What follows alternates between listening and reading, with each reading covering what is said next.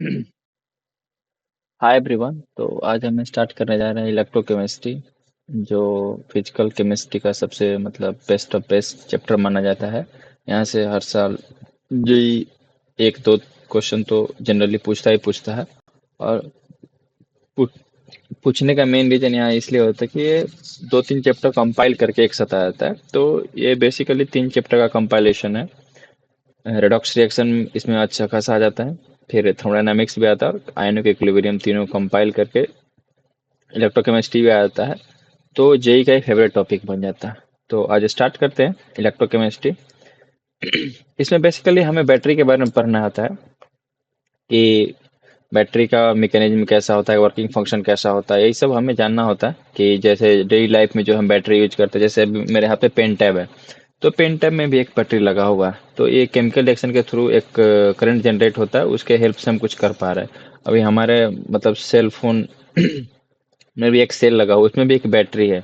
तो battery charge के through चलता है। अभी हमारे लैपटॉप में भी बैटरी है, हमारे रिमोट में भी एक बैटरी लगा हुआ है, जो केमिकल रिएक्शन से इलेक्ट्रिक करंट जनरेट हो रहा है। तो बेसिकली हमें जो इस चैप्टर में बात करनी है वो बैटरी के बारे में बात करना है। और इसके आगे पढ़ेंगे कंडक्शन कैसे होता है, कंडक्शन के बारे में भी पढ़ेंगे, इलेक्ट्रोलिसिस के बारे में पढ़ेंगे। पर पहले हम जान लेते हैं कि इसका बेसिक बैटरी जो होता है वो क्या कैसे काम करता है, फिर केमिकल रिएक्शन के थ्रू करंट कैसे जनरेट होता है, फिर इसके बाद देखेंगे स्टेप बाय स्टेप आगे बढ़ते हैं। तो इलेक्ट्रोकेमिस्ट्री देख सकते हैं जैसा कि दो वर्ड से मिलकर बना हुआ है। एक वर्ड है इलेक्ट्रो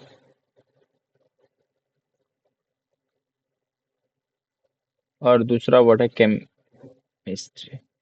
यही दो वर्ड से मिलकर बना हुआ है इलेक्ट्रोकेमिस्ट्री। तो इलेक्ट्रो का मतलब यहाँ पे हम निकाल सकते हैं करंट,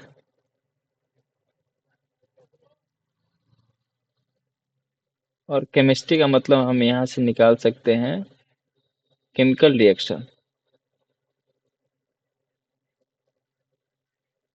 एग्जैक्ट मतलब ऐसा होता नहीं है, पर यही इसका मतलब आ जाता है। जब आप चैप्टर पढ़ेंगे तो आपको पूरा चैप्टर पढ़ लेंगे तो आपको समझ में आ जाएगा कि एक्चुअली एग्जैक्ट क्या कहना चाहता है। इस टॉपिक जो चैप्टर इलेक्ट्रोकेमिस्ट्री बना है वो कैसे बना है, तो आपको समझ में आएगा। एग्जैक्ट ऐसा कुछ है नहीं। तो इलेक्ट्रो का मतलब करंट होता है और केमिकल रिएक्शन होता है। तो समटाइम्स क्या करते हैं, करंट जो इलेक्ट्रिक है इसके हेल्प से हम केमिकल रिएक्शन करवाते हैं, और समटाइम्स क्या करते हैं, केमिकल रिएक्शन के हेल्प से हम करंट जनरेट करते हैं। दोनों एक दूसरे का इंटर कन्वर्जन है। इंटर कन्वर्जन का मतलब हुआ कि समटाइम्स करंट के हेल्प से आप केमिकल रिएक्शन करवाएंगे, समटाइम्स केमिकल रिएक्शन के थ्रू करंट जनरेट कराएंगे।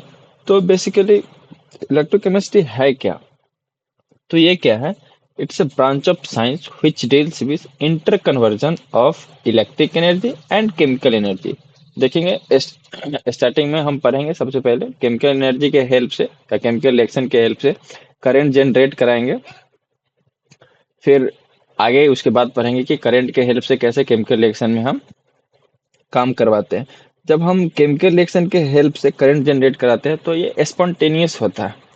स्पॉन्टेनियस होगा तो ऑब्वियसली बात है इसका डेल जी क्या होगा, निगेटिव होगा। थर्मोडायनामिक्स में हम चीजें पढ़ चुके हैं, तभी मैं स्टार्टिंग में बोला हूँ कि इसमें दो तीन चैप्टर का कंपाइलेशन है।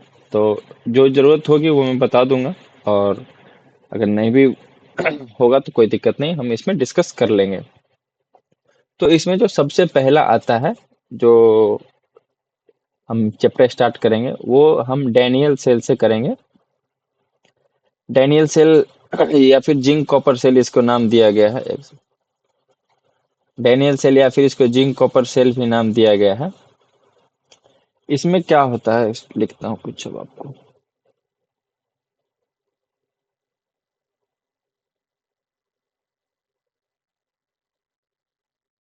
इसको बोलते हैं जिंक कॉपर से, ठीक है,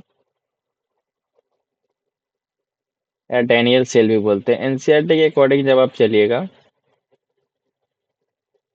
एनसीईआरटी के अकॉर्डिंग तो स्टार्टिंग में सबसे पहले जैसे ही आप खोलेगा तो डैनियल सेल के बारे में बताया गया है कि डैनियल सेल कैसे काम करता है। डैनियल सेल स्टार्ट करने से पहले हम इसके बारे में कुछ बताते हैं कि डैनियल सेल कैसे और इसका क्या जरूरत पड़ा कि हम डैनियल सेल का हम यूज करते हैं। उससे पहले हम कुछ आपको बताते हैं कि जैसे एक कंटेनर लिए, इस कंटेनर में एक सॉल्यूशन लिए, सॉल्यूशन का नाम है कॉपर सल्फेट। ये कॉपर सल्फेट का सॉल्यूशन है।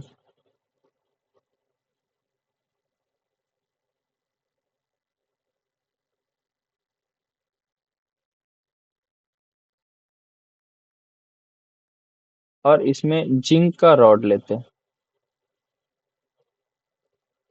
रॉड मतलब इलेक्ट्रोड बोलते हैं केमिस्ट्री में, मतलब इलेक्ट्रोड बोलते हैं जिंक का, जिसको हम रॉड नाम दे दिए, मतलब रॉड बोल दिए हैं। ये जिंक का इलेक्ट्रोड है। इसमें क्या है, कॉपर सल्फेट का सॉल्यूशन है। कॉपर सल्फेट का सॉल्यूशन का कलर क्या होता है, ब्लू होता है। कॉपर का नहीं, कॉपर सल्फेट की बात की, कॉपर का कलर मतलब ब्राउन टाइप के होता है, रेडिश ब्राउन जिसको बोल सकते हैं। कॉपर का कलर ब्लू नहीं होता है। कॉपर सल्फेट की हम बात कर रहे हैं। तो ऐसा देखा गया है कि जैसे ही कॉपर सल्फेट स्पॉन्टेनियसली, ऐसा देखा गया है कि जैसे ही कॉपर सल्फेट के सॉल्यूशन में हम जिंक रॉड डालते हैं, तो जिंक का जो है, इस जिंक रॉड का, जिसको इलेक्ट्रोड बोलते हैं, जिंक रॉड का वेट लूज होना स्टार्ट हो जाता है। इसका वेट लूज हो जाता है और इसका शेप कुछ चेंज हो जाता है। ऑब्वियसली बात है, वेट लूज होगा तो शेप चेंज होगा ही होगा। और जो सॉल्यूशन का कलर ब्लू था वो फेड अवे हो जाता है, मतलब ब्लू कलर मिट जाता है। ब्लू कलर, इसका सॉल्यूशन का कलर खत्म हो जाता है। तो ऐसा क्यों हुआ है, इसका पीछे केमिकल रिएक्शन देख रहे हैं कि जो जिंक सॉलिड फॉर्मेट में था, जिंक किस फॉर्मेट था, सॉलिड फॉर्मेट में था, वो जो अपना वेट लूज किया और कन्वर्ट हो गया आयन के फॉर्म में, Zn+2 के फॉर्मेट में कन्वर्ट हो गया, +2 इलेक्ट्रॉन लूज किया। और कॉपर सल्फेट जो कि किस कलर में था, ब्लू कलर में। तो ये जो ब्लू कलर जिसकी बात हम कर रहे थे वो ये है, Cu2+, Cu2+। ठीक है, ये है कॉपर जिसका कलर क्या होता है, ब्लू होता है। ये क्या किया कि ये दो इलेक्ट्रॉन लेके कॉपर सॉलिड के फॉर्म में कन्वर्ट हो गया। तो ऑब्वियसली बात है कि कॉपर जो ये ब्लू था वो तो खत्म हो रहा था। तो खत्म हो रहा था तो इसका क्या हुआ, कलर क्या हो रहा था, चेंज हो रहा था। इसी कारण इसका कलर खत्म हो गया था। और जिंक जो था वो किस में कन्वर्ट हो गया था, आयन में, Zn+2 में कन्वर्ट हो गया। तो जिंक का यहाँ ऑक्सीडेशन हो गया था और कॉपर का यहाँ रिडक्शन हो गया था। तो जब थर्मामीटर लगा के इस सॉल्यूशन का हीट नापा गया तो ऐसा देखा गया कि इसकी हीट बढ़ गई। हीट बढ़ गई मतलब एनर्जी जो था वो कन्वर्ट हो गया किस में, हीट में। एनर्जी किस में कन्वर्ट हो गया, हीट में। पर अफसोस की बात ये थी कि हम इसका यूज नहीं कर पाए थे, कि इसका यूज फर्दर हमें कैसे करना है। ये तो हो गया, ठीक है, मान लेते हैं हो गया, पर इसका यूज नहीं कर पाए कि जो एनर्जी बना वो हीट के फॉर्म में रिलीज हो गया, इसका यूज नहीं कर पाए। इसी को यूज करने के लिए डैनियल ने जिंक कॉपर सेल बनाया, जिसका हम अभी आगे जिक्र करेंगे कि कैसे वर्क करता है। आप यहाँ देख सकते हैं कि जिंक का क्या हो रहा है, ऑक्सीडेशन, और कॉपर का क्या हो रहा है, रिडक्शन। तो यही एक ऑक्सीडेशन रिडक्शन हुआ और इसी को रेडॉक्स रिएक्शन भी बोला जाता है। देखिए रेडॉक्स रिएक्शन हुआ कि नहीं हुआ, यहाँ पे इसका ऑक्सीडेशन हुआ जिंक का, और कॉपर का क्या हुआ, रिडक्शन हुआ। तो मिलके दोनों क्या बनाएगा, रेडॉक्स रिएक्शन होगा। अब इसमें बात करते हैं कि जो एनर्जी बना वो एनर्जी का अभी तक यूटिलाइज नहीं हुआ। क्योंकि जैसे सॉल्यूशन का टेम्परेचर बढ़ा तो किसी कारण बस बढ़ा होगा, ऑब्वियस बात है। तो वो एनर्जी ही तो है, तो एनर्जी हीट में कन्वर्ट हो गया। तब आगे हम बात करते हैं डैनियल सेल में कि कैसे इस हीट का हम फर्दर यूटिलाइज कर सके, उसके लिए हम आया डैनियल सेल। अब उसको जिंक कॉपर सेल भी हम बोलते हैं। ठीक है,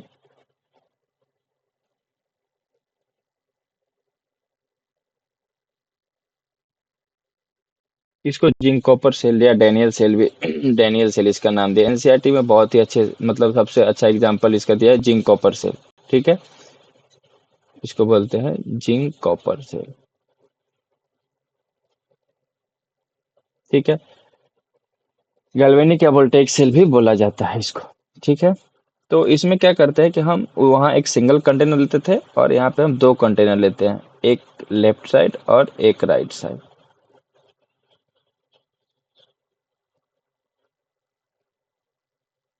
देखिए, इस सॉल्यूशन में जो लेफ्ट साइड लेते हैं उसमें हम जिंक सल्फेट का सॉल्यूशन लेते हैं, जिंक सल्फेट का सॉल्यूशन लेते हैं, और जो राइट साइड है अपने पास उसमें कॉपर सल्फेट का सॉल्यूशन लेते हैं। जिंक सल्फेट सॉल्यूशन में हम जिंक का इलेक्ट्रोड लेते हैं और कॉपर सल्फेट का सॉल्यूशन में हम कॉपर का इलेक्ट्रोड लेते हैं।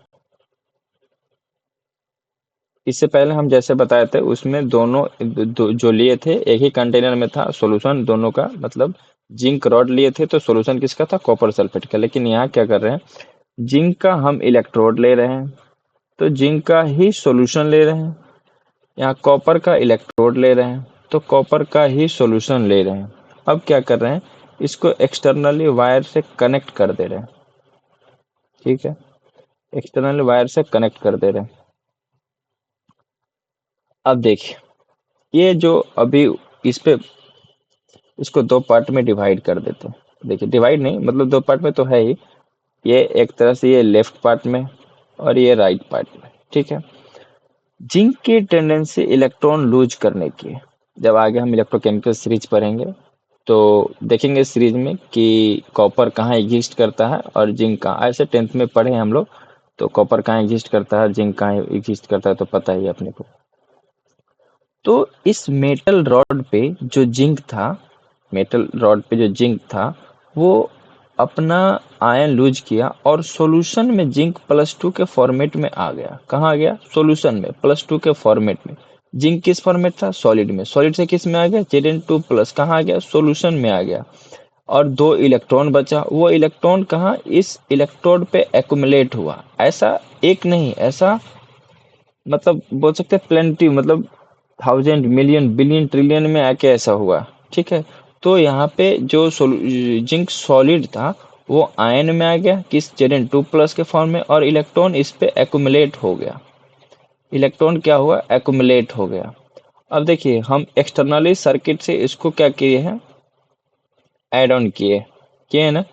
तो क्या होता है कि जो इलेक्ट्रॉन है ये वायर जो एक्सटर्नली हम ऐड किए हैं उस वायर के थ्रू इससे लेफ्ट से राइट साइड आना स्टार्ट हो जाता है। तो देखोगे जिंक जो था पहले सॉलिड फॉर्मेट में था, फिर किस में कन्वर्ट हो गया, +2 के फॉर्मेट में कन्वर्ट हो गया और अक्वा में आ गया। और दो जो इलेक्ट्रॉन था यही तो एक्युमुलेट हो गया कहाँ, इसी रॉड पे हुआ ना। यही इलेक्ट्रॉन यहाँ से मूव करके इस वायर के माध्यम से कॉपर के पास आया। ठीक है, कॉपर सल्फेट का सॉल्यूशन था इस साइड जो हम लिए थे। तो कॉपर सल्फेट का सॉल्यूशन में क्या था, Cu+2 था एंड SO4-2 था। ठीक है, तो जैसे ही दो इलेक्ट्रॉन आया, कहाँ से आया, लेफ्ट साइड से आया राइट साइड की ओर। तो Cu2+ जो सॉल्यूशन में था, इस सॉल्यूशन में था Cu2+, वो जो राइट साइड से दो इलेक्ट्रॉन आया उसको एक्सेप्ट करके कॉपर जो कि अक्वा के फॉर्म में था अब सॉलिड के फॉर्मेट में कन्वर्ट हो गया, सॉलिड के फॉर्मेट में कन्वर्ट हो गया। देखिए, सॉलिड के फॉर्मेट में कन्वर्ट हो गया और ये प्रोसेस होना स्टार्ट हो गया। क्या हुआ कि जिंक जो था ये अपना जो था Zn2+ में कन्वर्ट हुआ, सॉल्यूशन में आया, इलेक्ट्रॉन यहाँ एक्युमुलेट हुआ और इलेक्ट्रॉन मूव करना स्टार्ट हो गया इस साइड से इस साइड की ओर। अब हम देख सकते हैं कि जिंक जो था 0 स्टेट से +2 स्टेट में गया, तो जिंक का ऑक्सीडेशन हो रहा है। और Cu2+ सॉल्यूशन में जो था, इस सॉल्यूशन में वो दो इलेक्ट्रॉन लेके सॉलिड फॉर्म में हो गया। तो हम कह सकते हैं कि जिंक का यहाँ पे ऑक्सीडेशन हुआ और ये भी कह सकते हैं कि कॉपर का यहाँ क्या हुआ, रिडक्शन हुआ। सिंस इसीलिए इसको हम जो लेफ्ट साइड घटना घटा है उसको ऑक्सीडेशन हाफ सेल कहते हैं। और ऑक्सीडेशन जहाँ होता है उसे हम एनोड बोलते हैं। क्या बोलते हैं, एनोड। ऑक्सीडेशन जहाँ होता है उसे एनोड बोलते हैं और रिडक्शन जहाँ होता है उसे क्या बोलते हैं, कैथोड बोलते हैं। सॉरी, सॉरी क्या बोलते हैं, कैथोड बोलते हैं। ठीक है, तो इसका नाम जो दिया गया है, हाँ, इसका नाम जो है, इसका क्या है, एनोड हाफ सेल बोलते हैं। क्या बोलते हैं इसको? एनोड हाफ सेल बोलते हैं, या फिर इसको बोलते हैं ऑक्सीडेशन हाफ सेल, या फिर इसको निगेटिव हाफ सेल भी बोला जाता है। क्यों बोला जाता है अभी बताते हैं। निगेटिव हाफ सेल, और इसको बोला जाता है लेफ्ट साइड हाफ सेल भी इसको बोलते हैं, या लेफ्ट हाफ सेल भी बोलते हैं इसको। ठीक है, देखिए, अब दो चीज तो समझ में आ गया कि एनोड क्यों होता है, ऑक्सीडेशन क्यों होता है। निगेटिव हाफ सेल क्यों कहते हैं? क्योंकि इस रॉड पे निगेटिव चार्ज एक्यूमुलेट हो रहा है, इस रॉड पे नेगेटिव चार्ज एक्यूमुलेट हो रहा है, तो इसको निगेटिव हाफ सेल हो रहा है, बोलते हैं। सिंस ये घटना जो भी इंसिडेंट हो रही है वो किस साइड हो रहा है, लेफ्ट साइड हो रहा है, तो अकॉर्डिंग टू आईयूपीएसी इसे बोलते हैं लेफ्ट हाफ सेल भी बोलते हैं। इसके जस्ट अपोजिट, सिंस ये राइट साइड हो रहा है, तो इसको क्या बोलेंगे, एनोड हाफ सेल, तो इसको बोलेंगे कैथोड हाफ सेल। यहाँ ऑक्सीडेशन हाफ सेल, तो यहाँ रिडक्शन हाफ सेल। वैसे ही जैसे इसको बोले लेफ्ट हाफ सेल, तो इसको बोलेंगे राइट हाफ सेल। इसको बोलेंगे निगेटिव हाफ सेल, तो इसको बोलेंगे पॉजिटिव हाफ सेल। अब प्रॉब्लम यहाँ नहीं होती, यहाँ तक तो सब स्मूथली चलता है, यहाँ तक कुछ नहीं, कोई दिक्कत नहीं। दिक्कत अब आती है कि जब बहुत सारा आयन Zn2+ में कन्वर्ट हो जाता है, तो बहुत सा जो अब शुरू में जो ZnSO4 सॉल्यूशन न्यूट्रल था, अब कैसा हो गया, कटायनिक हो गया। Zn2+, इसमें बहुत सारा सॉल्यूशन में बढ़ गया, तो यहाँ इलेक्ट्रॉन है, यहाँ अपोजिट चार्ज +2 है, यहाँ इलेक्ट्रॉन है, तो unlike charge attract each other करते हैं, तो इस इलेक्ट्रॉन की मूवमेंट जो होती है वो रुक जाती है। दूसरा रीजन यहाँ देखा गया कि इस सॉल्यूशन में जो Cu2+SO4-2 था, तो Cu2+ तो ठीक है, रिएक्ट करके Cu सॉलिड में कन्वर्ट हो जाता था, और SO4-2 सॉल्यूशन में हो गया था। जैसे Zn2+ में सॉल्यूशन हो गया था, वैसे ही इधर SO4-2 सॉल्यूशन में सल्फेट आयन बहुत ज़्यादा हो गया था। तो जो इलेक्ट्रॉन आता था, एक तो इलेक्ट्रॉन को यहाँ से जाने नहीं दे रहा था, कौन, Zn2+, unlike charge attract each other. जो भी इलेक्ट्रॉन आता था, उस इलेक्ट्रॉन को सल्फेट आयन जो था रिपेल करता था। मतलब एक तरह से देख सकते हैं कि इलेक्ट्रॉन का मूवमेंट बंद हो गया था। इसी इलेक्ट्रॉन को मूवमेंट को स्टार्ट करने के लिए, कि ताकि अगर इलेक्ट्रॉन का मूवमेंट ही नहीं होगा तो करंट का फ्लो ही नहीं होगा। करंट एनोड से कैथोड की ओर स्टार्टिंग में तो गया, पर मतलब जैसे ही ये चार्ज डिफरेंस क्रिएट हुआ तो यहाँ आके स्टॉप हो गया। इसी के लिए एक नया टर्म आया है जिसको हम बोलते हैं सॉल्ट ब्रिज।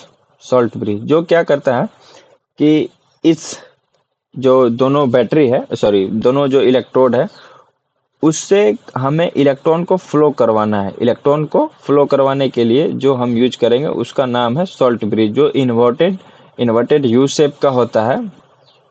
आगे बताते हैं।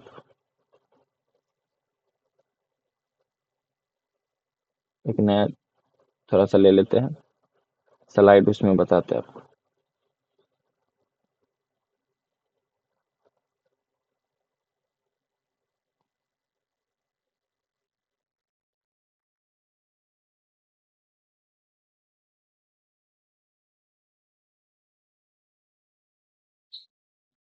सॉल्ट ब्रिज, सॉल्ट ब्रिज की हमें क्यों जरूरत पड़ी अभी जस्ट बताए। सिंस इलेक्ट्रॉन का मूवमेंट रुक गया था एनोड से कैथोड की ओर, इलेक्ट्रॉन जब मूवमेंट ही नहीं करेगा तो करंट का फ्लो कहाँ से करेगा।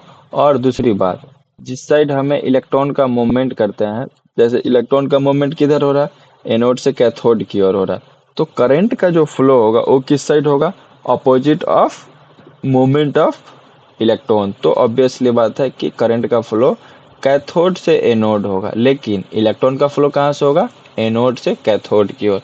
ये थोड़ा मतलब डिफ्लेक्ट हुआ, पर ज़्यादा हॉरिजॉन्टल हो गया है, याद रखना इसको। ठीक है, हमें सॉल्ट ब्रिज के बारे में अब कुछ जानते हैं, सॉल्ट ब्रिज की क्यों जरूरत पड़ी। ये इन्वर्टेड यू शेप का होता है।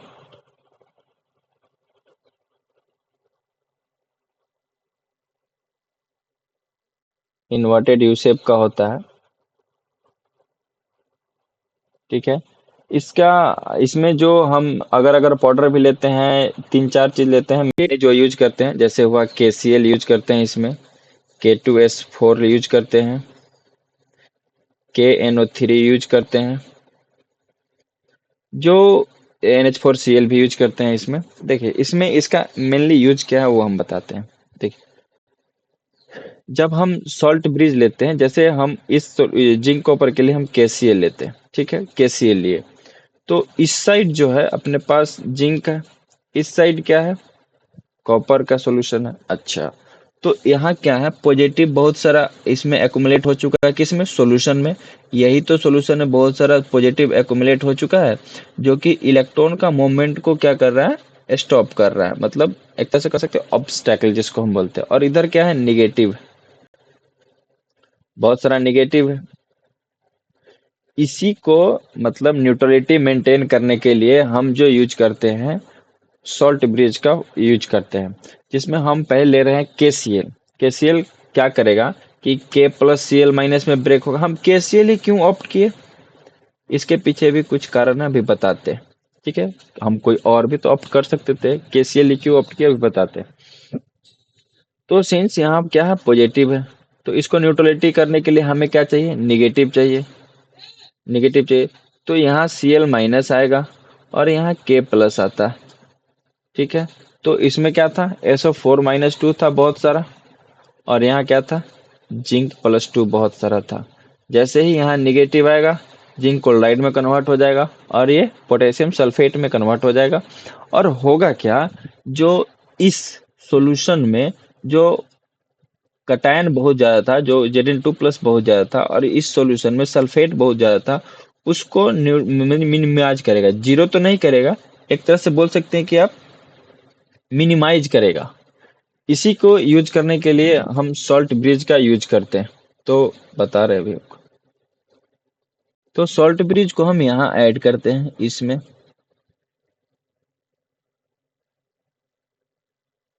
सॉल्ट ब्रिज को इसमें ऐड करते हैं,